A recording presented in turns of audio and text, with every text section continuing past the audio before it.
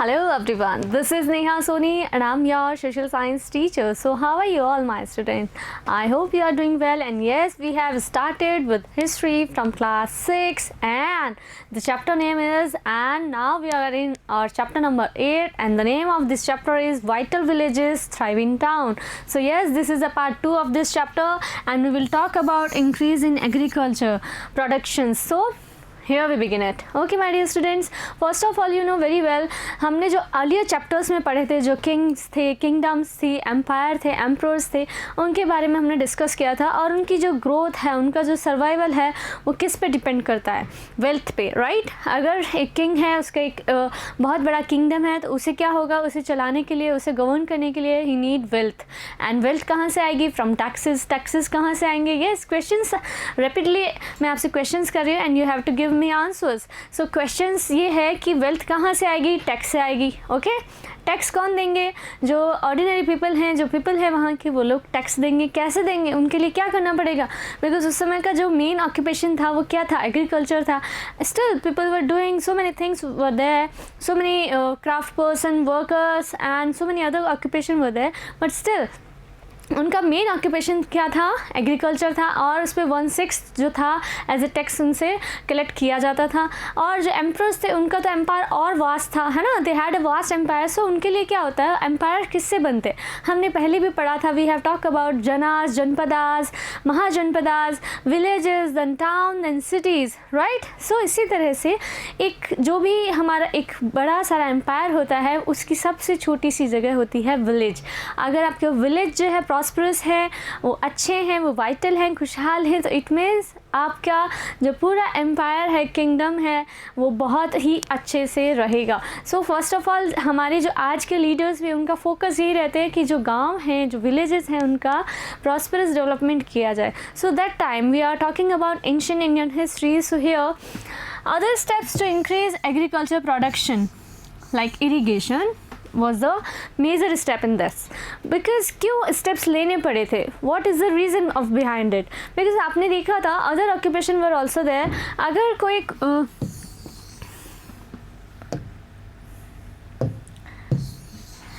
कोई रीज़न है, कोई एरिया है, कोई विलेज है, यहाँ पे अगर कुछ लोग जो हैं एग्रीकल्चर कर, है ना, दे वर डूइंग फार्मिंग, और other than are doing the other work, other occupations. So अब ये जो सिटीज़ हैं, सिटीज़ का हमने पहले भी पढ़ा था ना, जो पीपल होते हैं सिटीज़ में, they were depending on the people who were living in villages, because उनका फूड जो है वो कहाँ से आता है? विलेज से आता है. सो सिटीज़ में जो लोग हैं, वे लोग अलग ऑक्यूपेशन कर रहे होंगे, तो उनके लिए जो एग्रीकल्चर है, उनके लिए जो प्रोड्यूस है, कौन करेगा? Who will do this? So जो विलेजेस में जो रहने वाले लोग हैं वो एग्रीकल्चर करेंगे, क्योंकि ये लोग तो कुछ और काम कर रहे हैं. अब यहाँ पे बहुत सारे देवर, सो मेनी ऑक्यूपेशन देयर. कुछ लोग जो हैं वो वीवर्स हैं, कुछ लोग हमने पढ़े थे, कुछ लोग जो हैं वर्कर्स हैं, राजा के महल में काम करते हैं. बहुत सारे सो मेनी ऑक्यूपेशन वो there.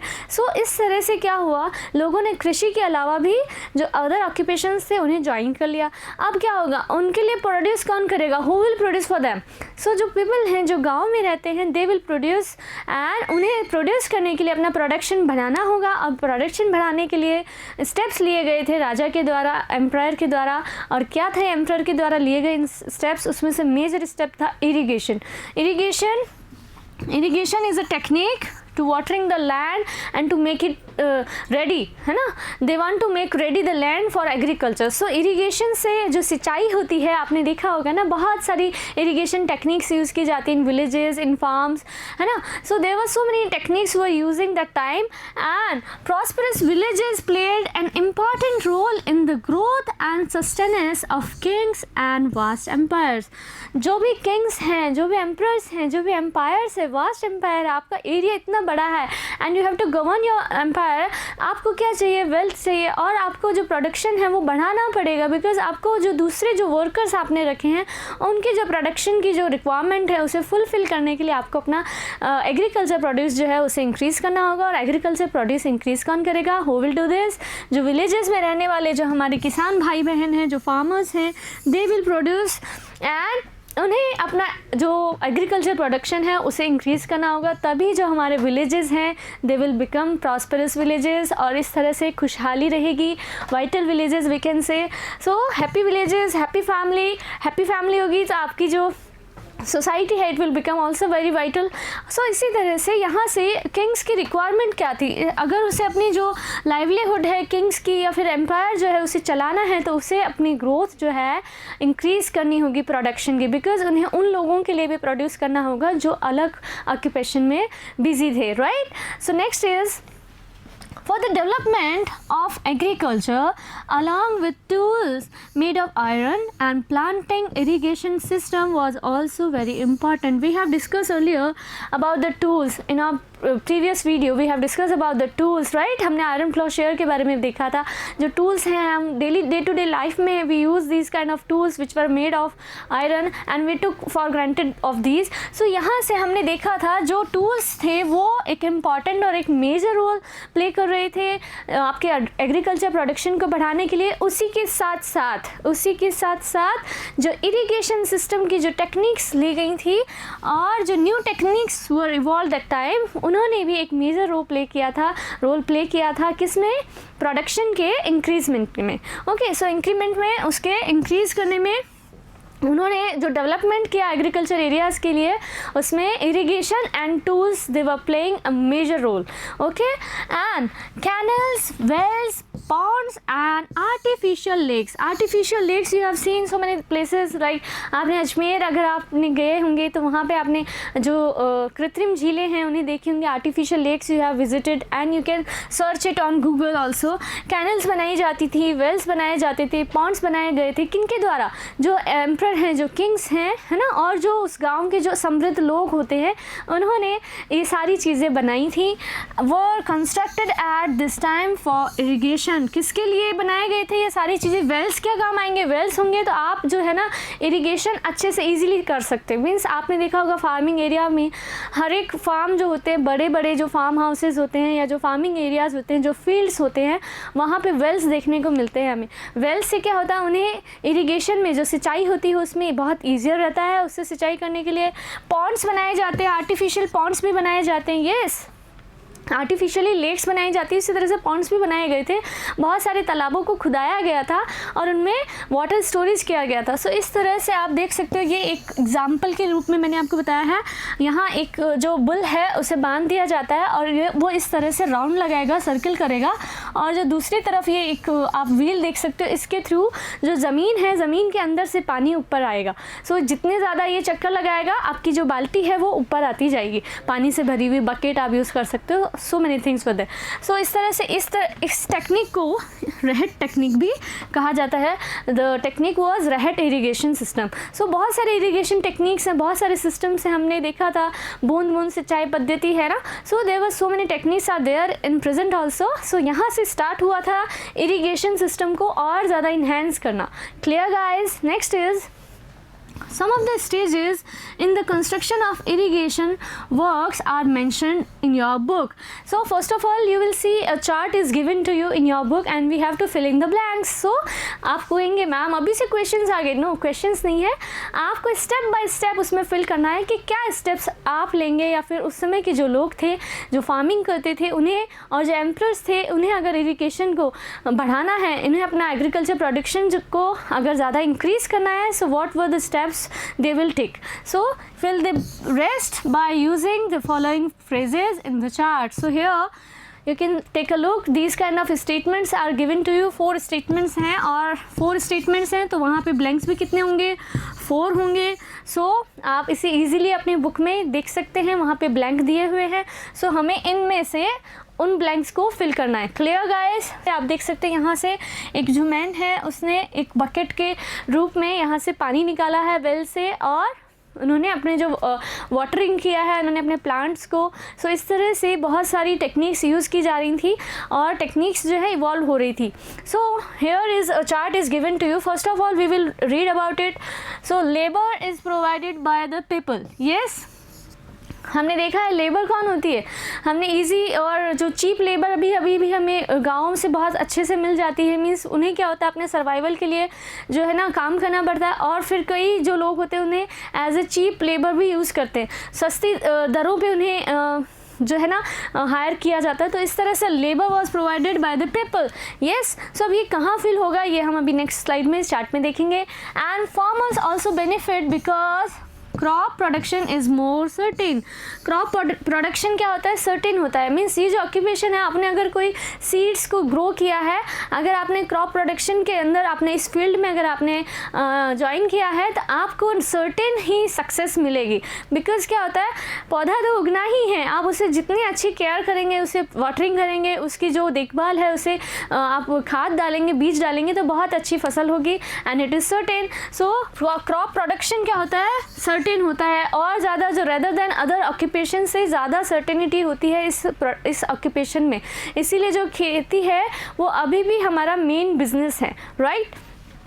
Farmers have to increase production to pay taxes. यहाँ पे टैक्स की बात की जा रही है। येस, हमने देखा था emperor the requirement of so many resources. So resources के लिए उन्हें टैक्स चाहिएगा, वेल्थ चाहिएगा। वेल्थ कहाँ से आएगा? They will collect tax from people. और पीपल कहाँ से देंगे? उन्हें अपना जो प्रोडक्शन है, उन्हें वो प्रोडक्शन को इंक्रीज करना होगा। Okay, Kings provide money and plan irrigation works. So Kings जो हैं उनका क्या रिस्पॉन्सिबिलिटीज़ रहेंगी? उन्हें जो है मनी प्रोवाइड करवानी है और प्लान बताना है इरिगेशन के लिए। मीन्स उनके जो मिनिस्टर्स होते हैं, they will discuss and they will set a plan for irrigation system.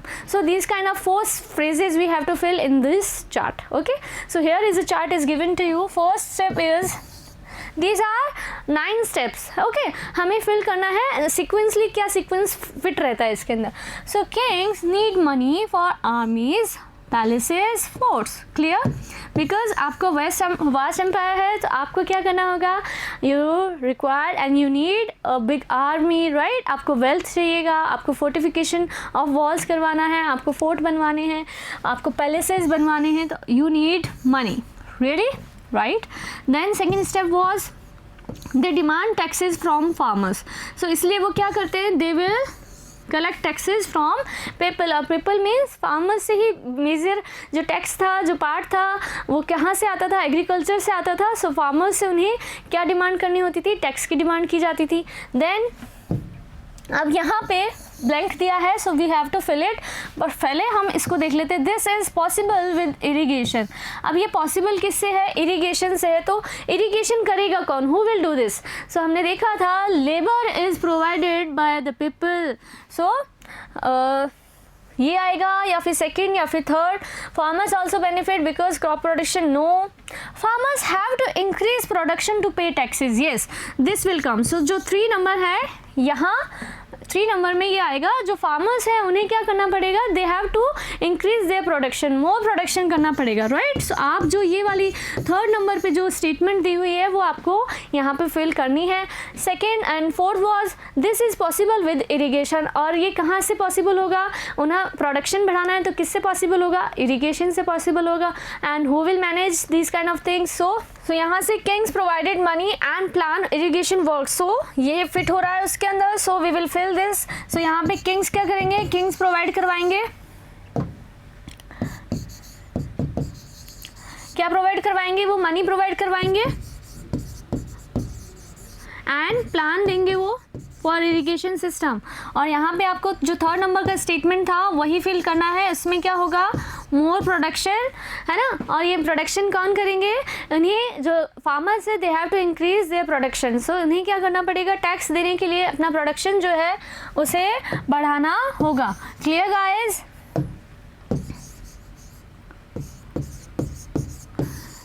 Increase their production and Kings को क्या अरेंजमेंट करने होंगे? किंग्स को मनी प्रोवाइड करवानी होगी इरिगेशन सिस्टम के लिए और प्लान्स प्रोवाइड करवाने होंगे। देन फिर क्या स्टेप लिया जा सकता है? देन फिर आप देखेंगे फार्मर्स ऑल्सो, नो, फार्मर्स को तो बेनिफिट लास्ट में मिलेगा। पहले अगर आपने प्लान दे दिया है तो अब क्या करेगा? लेबर कहाँ से आएगी? लेबर आएगी, जो लोग हैं वो लोग यहाँ पे एज ए लेबर वर्क करेंगे। सो आपने मनी दे दी है, किंग्स ने किंग्स का काम किया। किंग्स थोड़ी ना एज ए लेबर वहाँ पे वर्क करेगा। किंग्स का काम होता है they have to give money and plan and then labour was provided by the people. So ये हमें यहाँ पे फिट लग रहा है। सो हम यहाँ पे फर्स्ट जो स्टेटमेंट है लेबर वाली वो यहाँ पे फिट कर देंगे। एंड फोर्थ स्टेटमेंट जो है किंग्स, सॉरी लास्ट ये बच गया, farmers also benefit because farmers also get benefit because क्या होता है? क्रॉप प्रोडक्शन जो है ना वो सर्टेनिटी होती है और उसको अदर देन अदर बिजनेसेस से ज़्यादा प्रॉफिट मिलता है।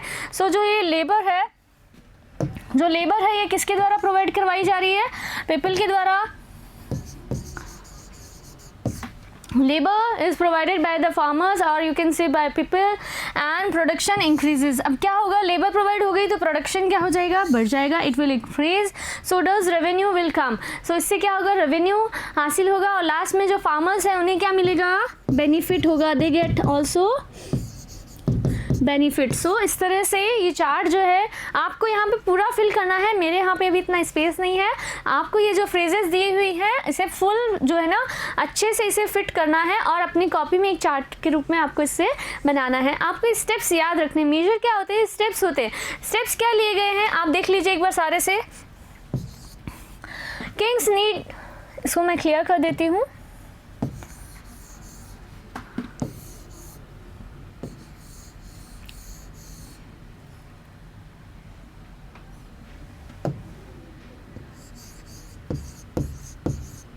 More produce. Okay, kings need money for armies because उन्हें क्या करना होगा, if he want to govern the empire, he want to rule the empire, उन्हें क्या करना होगा, they required a large number of resources। उसमें क्या होगी, आर्मीज होगी, उन्हें अपना पैलेसेस अच्छे बनाने होंगे और उन्हें अपना जो एरिया है उसे फोर्टिफिकेशन करवाना होगा। सो इसके लिए क्या रिक्वायर है, they demand taxes from farmers. उन्हें क्या करना होगा, फार्मर्स से टैक्सेस की डिमांड होगी और टैक्सेस को देने के लिए फार्मर्स को क्या करना पड़ेगा, they have to increase their production. उन्हें अपना जो प्रोडक्शन है उसे बढ़ाना होगा। प्रोडक्शन कैसे बढ़ाया जाएगा, this is possible with irrigation. ये पॉसिबल कैसे होगा, आपने पढ़े थे ना टूल्स, जो आयरन टूल्स थे, with the help of iron tools and irrigation system. इन्हीं की वजह से जो आपका प्रोडक्शन है, जो फार्मर्स हैं वो अपना प्रोडक्शन को इंक्रीज कर सकते हैं by the help of this kind of irrigation systems. And fifth number पे क्या आएगा, अब क्या होगा, इरिगेशन सिस्टम के लिए पॉसिबल तो होगा लेकिन ये इरिगेशन सिस्टम पॉसिबल कौन करेगा, इसे एक्चुअल में मैनेज कौन करेगा। So king will do and king will provide money and plan of irrigation system. So इस तरह से जो किंग्स हैं वे प्लान प्रोवाइड करेंगे। भाई आपके लिए राजा साहब इतनी सारी हेल्प कर रहे हैं, तो अब आपको क्या करना है, आपको उनके लिए जो इरिगेशन सिस्टम के तहत जो भी पॉन्ड्स हैं, वेल्स हैं और इस तरह की जो चीज़ें हैं वो आपको, कैनल्स हैं, आर्टिफिशियल लेक्स हैं, वे आपको बनानी होंगी। सो लेबर कौन प्रोवाइड करेगा, लेबर हमारी जो जनता है भोली सी प्यारी सी वो प्रोवाइड करेगी। So labour was provided by the people.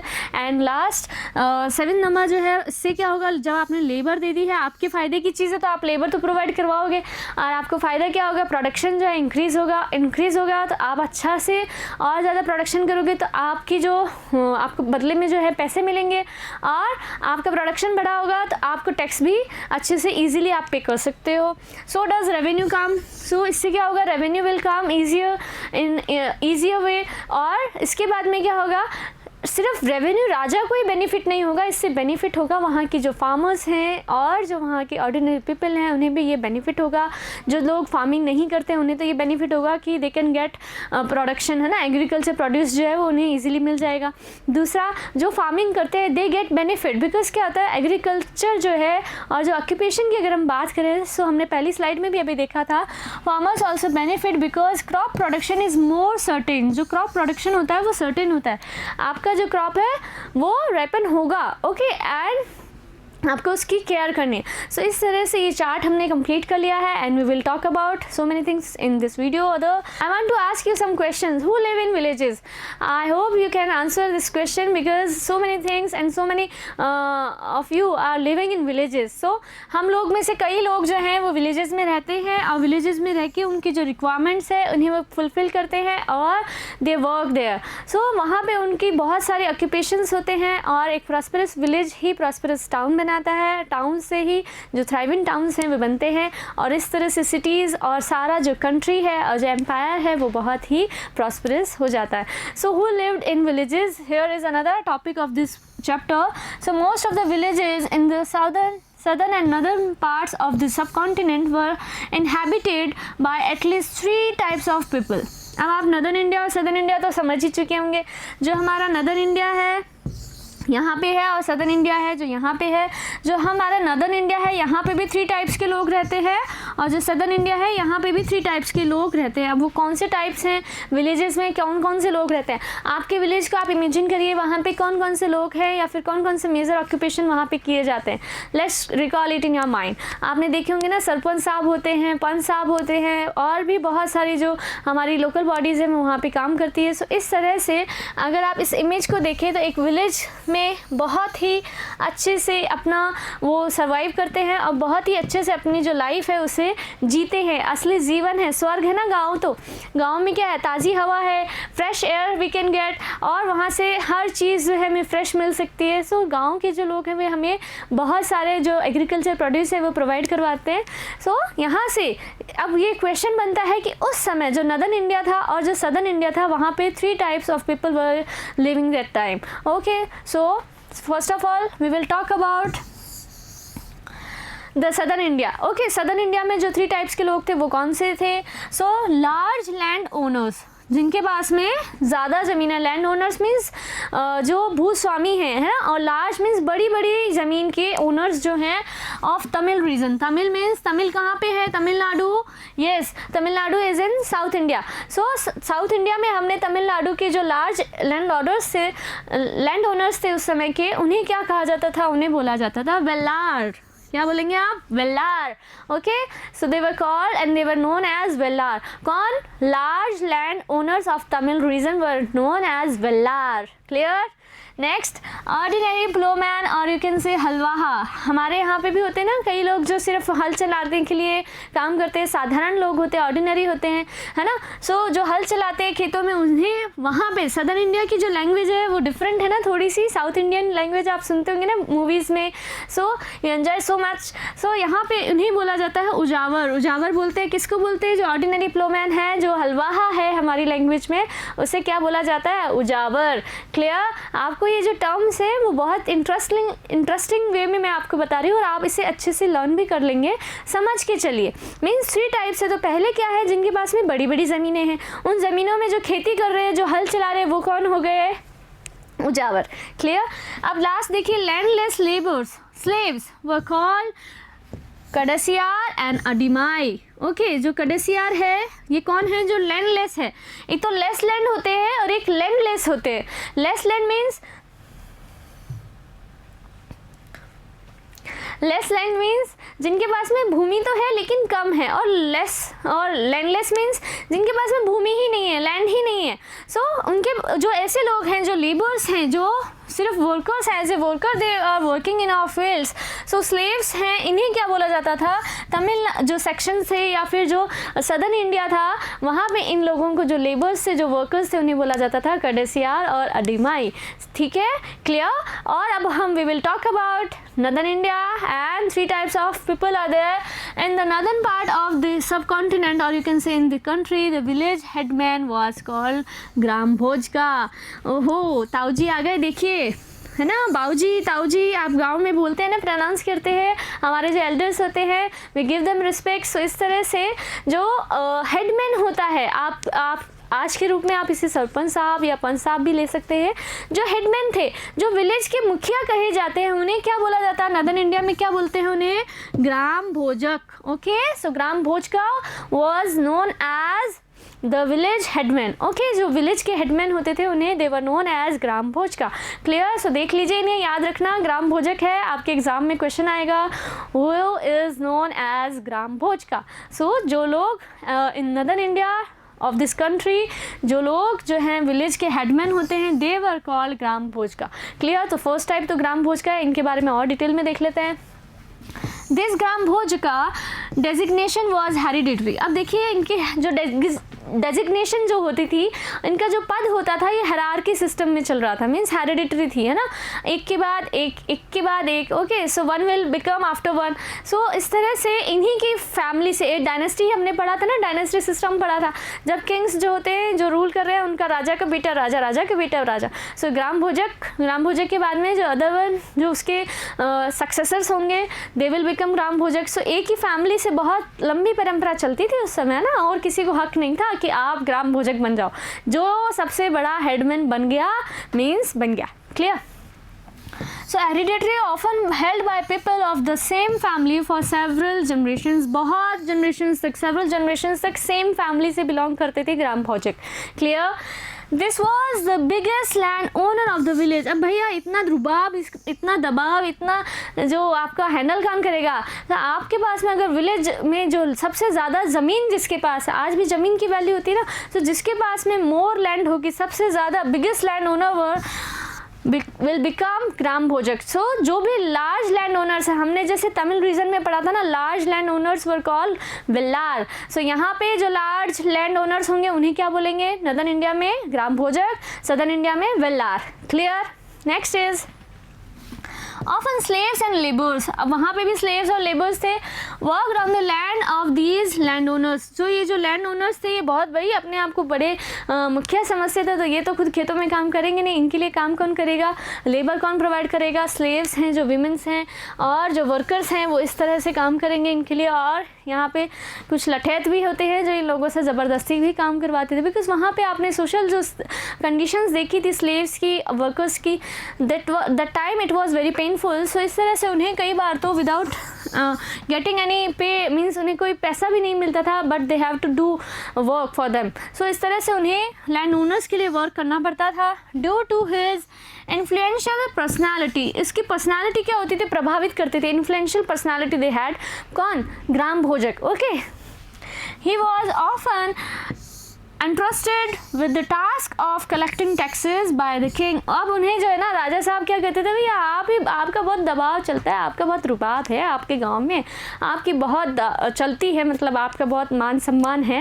आप क्या करें, मेरे लिए राजा साहब, जो राजा साहब हैं उनके लिए टैक्स कलेक्ट करने का काम भी आप ही करेंगे। ओके, सो इन्हें इस तरह से ये एक ड्यूटी दी जाती थी। किसके द्वारा दी जाती थी? किंग्स के द्वारा इन्हें ड्यूटी दी जाती थी कि yes you have to collect tax from your village. Okay, clear guys? So as a tax collector भी ये यहाँ पे काम कर रहे हैं। Clear? These land owners also performed the functions of judges and police। सो जो ये लैंड ओनर्स थे, they also perform various things, है ना। एक तो हमने देखा टैक्स कलेक्टर्स के रूप में ये काम कर रहे हैं, और यहाँ पे एज ए जज भी वो काम कर रहे हैं। देखो ऑर्डर ऑर्डर ऑर्डर, है ना। आपके कोई भी छोटे मोटे डिस्प्यूट्स हैं, सोशल डिस्प्यूट्स हैं, फैमिली डिस्प्यूट्स हैं, तो उन्हें कौन सॉर्ट आउट करेगा? ऐसा थोड़ी ना कि आप सीधी अपनी सारी प्रॉब्लम्स जो है एकदम हेड ऑफ द एम्पायर, जो किंग है या एम्परर है, उनके पास लेके जाएंगे। उन्होंने इस तरह से जो ग्राम भोजक हैं उन्हें ये एक ड्यूटी दे दी थी, और इनके पास में पावर थी। एज ए जज they can work and they can perform as a जज, as a policeman. Policeman means जो वही आप तो जानते ही हैं, हमारे जो पुलिसमैन हैं, जो पुलिस वर्कर्स हैं, वो बहुत अच्छे से काम कर रहे हैं। सोसाइटी में जो भी चोर है, अपराधियों में डर और आम जनता में विश्वास। एज ए ग्राम भोजक भी जो है ना, वो इसी तरह से वहाँ पे परफॉर्मेंस देते थे। एज ए पुलिस वो काम करते थे, एज ए जज वो काम करते थे। So there were so many things which were perform by gram bhojaka. Clear? Apart from the village bhojakas, अब जो विलेज भोजकास है, ये तो फर्स्ट टाइप हुआ। There were other independent farmers. जो अदर इंडिपेंडेंट फार्मर्स होते हैं, ये यहाँ पे लिखा है। इंडिपेंडेंट मीन्स जो अपने ऊपर डिपेंड थे, किसी और के ऊपर डिपेंड नहीं थे। They are not depending on others. So who were independent farmers in the village who were called grihapatis. So इस तरह से एक हैप्पी फार्मर होते हैं जो अपने खेत में खुश हैं और अपने लिए इंडिपेंडेंट प्रोडक्शन करते हैं। उन्हें किसी के खेत में जाके काम नहीं करना है, and they are independent happy farmers. So उन्हें क्या कहा जाता है? गृहपतिज कहा जाता है। Most of them were small farmers. ये अपने छोटे से खेत में खुश होते हैं, मीन्स जो है उससे सेटिस्फाई रहना ही इनका पर्पस होता है ना। आपके गांव में भी बहुत सारे लोग होते हैं और हैप्पी फार्मर्स हैं। भाई हमें कोई ज़्यादा लैंड की ज़रूरत नहीं है, हमें ग्राम भोजक भी नहीं बनना है। हम जिसमें हैं, जहाँ है, हमारा स्मॉल सा फार्म हाउस है या हमारा स्मॉल सा फार्मिंग एरिया है और फील्ड है, और वी आर हैप्पी फार्मर्स। सो इन्हें क्या कहा जाता है? इन्हें गृहपतिज कहा जाता है। There were some people in the village who did not have their own land. Yes, अभी हमने देखा ना, लैंडलेस पीपल, जिनके पास में ज़मीन ही नहीं होती है। लेस लैंड मीन्स जिनके पास थोड़ी बहुत ज़मीन होती है। लैंडलेस मीन्स जिनके पास they don't have their own land. जो इनके पास में कुछ अदर लोग भी ऐसे थे जो जिनके पास में कोई भी ज़मीन नहीं थी। अगर आपकी ज़मीन नहीं है तो आप तो रहने के लिए भी किसी और के ऊपर डिपेंड होंगे। सो इस तरह से सोशल स्टेटस ऐसा था। इतनी सारी ज़मीन होने के बावजूद भी किसी भी, कई ऐसे लोग थे, कई ऐसे स्लेव्स थे, कई ऐसे वर्कर्स थे, उनके पास में जो है ज़मीन नहीं थी। क्लियर। आगे देखिए, these include slaves who had to depend on others people land to earn their living. अब उन्हें जो अपनी लाइवलीहुड है, अपनी जो लिविंग्स हैं, उन्हें अर्न करने के लिए किसी और के फील्ड में, किसी और के फार्म में उन्हें वर्क करना होता है। अभी भी आप देखते हैं अदोली है या कई ऐसे जो टर्म्स हम यूज़ करते हैं, कई लोग जो है एज ए वर्कर किसी बिगर जो लैंड ओनर्स हैं उनके खेतों में काम करते हैं और उन्हीं के ऊपर डिपेंड रहना पड़ता है। दूसरों के खेतों में काम करके वो अपनी जो जीविका है और अपनी जो लिविंग है उसे कमाते हैं। Clear guys. Craftsmen like carpenters, weavers, potters and blacksmiths also lived in these villages। अब देखो यहाँ पे अदर ऑक्यूपेशन की बात की जा रही है। एग्रीकल्चर तो था ही, मैंने आपसे बताया था, बहुत सारे अदर ऑक्यूपेशंस भी थे। सो आप देख सकते हो कारपेंटर्स थे, वीवर्स थे, राइट। वीवर्स क्या करते हैं, आपके लिए कपड़े बनाते हैं, बुनते हैं। कारपेंटर्स आपके घरों को, महलों को, और आपके जो पैलेसेस थे उस समय के जो घर होते थे, they were made of wood that time. So इसीलिए वो ज़्यादा सर्वाइविंग नहीं रहे, बट ये चीज़ें बनाते थे। पॉटर्स से जो हमारे खाने पीने के बर्तन और जो कई चीज़ें हैं अच्छी अच्छी, उन्हें पॉटरी है वो बनाते थे। और यहाँ पे आप देख सकते हो ब्लैकस्मिथ, जिसकी स्टोरी से ही हमने लेसन को स्टार्ट किया था। So there were so many craft person were living in these kind of villages. Clear guys. Next is the earliest Tamil composition. अब देखो, हमने एक चैप्टर पढ़ा था, स्टडी किया था बरियल साइट्स के बारे में। बरियल साइट्स का जो समय था वो था अराउंड 3000 ईयर्स अगो, है ना। हमने 3000 ईयर्स अगो जब हमें बरियल साइट्स के एविडेंसेस मिले थे ना, अराउंड 1000 BC। यहाँ पर हमें कोई भी जो साउथ इंडिया की बात करें, सदर्न इंडिया की हम बात करें, यहाँ से हमें कोई भी लिटरेरी टेक्स्ट उस समय अवेलेबल नहीं था। कब की बात है ये? 3000 ईयर्स अगो। और अब जो है साउथ का लिटरेरी टेक्स्ट जो है अवेलेबल है, तो कब मिला होगा वो? So some of the earliest works in Tamil known as Sangam literature were composed around 2300 years ago। यानी कि 2300 सालों पहले सबसे पहला जो लिटरेचर था, the earliest work in Tamil, जो तमिल के अंदर लिखा गया था, earliest work था that time, earliest text था known as Sangam literature। So Sangam literature was the earliest text, was the earliest work in Tamil। Okay, and we have found these kind of, and it was composed around 2300 years ago। So clear। अगर आप इसे BC में convert करोगे तो कैसे convert करेंगे आप? How will you convert it? बताइए। आपको जीसस का जो पीरियड है वहाँ तक आपने जाना है कि 2000 साल जो है वी हैव कंप्लीटेड यहाँ तक, और अब 300 साल और पहले लेना है यहाँ से। तो 2300 years ago we have found and it was composed in Tamil region. Clear guys. So earliest text मिला है। अर्लीस्ट टेक्स्ट अगर मिल गया है तो अब तो हमें यहाँ से और सारी चीज़ें जो है पता चलेगी। पहले तो हमने बरियल साइट्स देखी थी, है ना, हमने डेड बॉडीज़ से बहुत सारी हिस्ट्री जानने का प्रयास किया था बरियल साइट्स के थ्रू। अब यहाँ से टेक्स्ट भी अवेलेबल हो गया, तो टेक्स्ट तो हमें बहुत सारी चीज़ें बताते ही हैं। Clear. So these text were called Sangam. Because Sangam क्यों होता है ना? संगम मीन्स मिलना, है ना, अटैच होना। सो संगम क्या होता है? असेंबल होना। Because they were suppose to have been compose and compiled in assemblies known as Sangamas. So जो संगम होते थे, कई लोग जो असेंबलीज करते थे उस समय के, कई जो इंटेलेक्चुअल पीपल होते थे उस समय के, वो अगर अपना कोई लिटरेचर हमें लिखना है तो वो क्या करते थे? दे वर डूइंग असेंबलीज, और मिलजुल के वो कंपोज करते थे और कंपाइल करते थे। किसी ने एक टॉपिक पे बात छेड़ी, आपने अपने व्यूज़ दिए, उन्होंने अपने व्यूज़ दिए, और वो सारे व्यूज़ मिलाकर एक लिटरेचर में लिखे गए थे। सो इस तरह से इसे संगम लिटरेचर कहा जाता है। Of the poets that were held in the city of Madurai. अब मदुरई कहाँ है? We have given a map for your convenience. और सदर्न इंडिया में मदुरई यहाँ पे है। आप देखिए, पहले हमने डिस्कस किया था चेरा, ओके, यहाँ पे है मदुरई। क्लियर। और मदुरई के अलावा हमने जब पहले वाले जो हमारा प्रीवियस वीडियोस थे उसमें हमने देखा था Pandyas, Cholas, Cheras, Pallavas and Chalukyas were there. So इस तरह से मदुरई रीजन से हमें ये जो संगम जो है ना, संगम लिटरेचर के लिए जो असेंबलीज की जाती थी पोइट्स के थ्रू, जो ये पोइट्स थे ये इस तरह की जो असेंबलीज करते थे। और ये कौन सी सिटी में करते थे? एक शहर था उस समय का मदुरई शहर, और उस मदुरई शहर में they were assembled. Okay, and the Tamil terms mentioned above are found in Sangam literature. और जो तमिल टर्म्स यूज़ की गई हैं, जो अभी हमने वेलार और ये कडियसियार, अधिमाई और इस तरह की जो चीज़ें हमने जो टर्म्स देखी हैं, तमिल की टर्म्स जो देखी हैं, वे कहाँ मिलती हैं? हमें संगम लिटरेचर में ये सारी जो टर्म्स हैं ये हमें मिलती हैं। Clear guys? So this is all about in this video, and we have discuss about the increasing steps in agriculture, and I hope you have learned so many things from here. We will meet in our next class. Till then, take care of your health and studies, my dear.